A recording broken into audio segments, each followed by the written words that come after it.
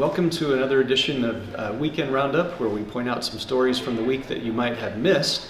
I've got a couple of links from the show here. I'm coming to you from Orlando, Florida, where we just wrapped up the Automated Vehicles Symposium for 2019.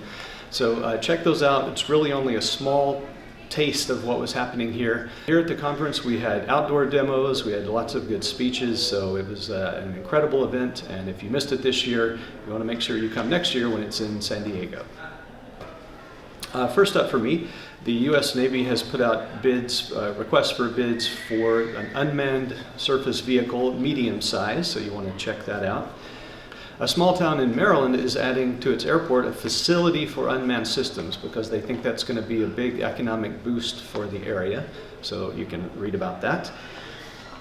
Northrop Grumman's Firebird has made its European debut and is on the cusp of being delivered to its first customers. It's an optionally piloted vehicle, so it can be flown with a pilot, without a pilot, autonomously.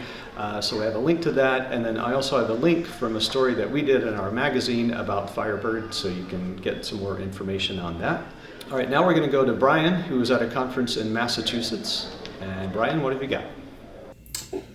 So this week I've been in Woods Hole, Massachusetts, attending the 5th annual Entrepreneur Forum, which was hosted by Woods Hole Oceanographic Institution.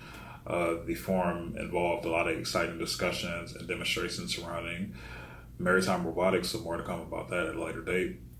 For this week's news, in Saratoga, Florida, the Southern Manatee County Fire and Rescue has partnered with DJI to test and fly UAS. The department recently used UAS during a fire, and during the fire, a thermal camera revealed where the fire was hottest. Additionally, an air monitoring device helped first responders on the ground by keeping track of the smoke plume. Also, the National Oceanic and Atmospheric Administration, also known as NOAA, has deployed 4 autonomous underwater vehicles, commonly known as AUVs, to measure several things, including ocean temperature, salinity levels, and ocean currents. NOAA's goal is to collect data and transmit it in real time so that it can improve the accuracy of its hurricane forecast models. And finally, in an effort to advance the development of autonomous driving, Group PSA is conducting tests in Vehicles, Spain.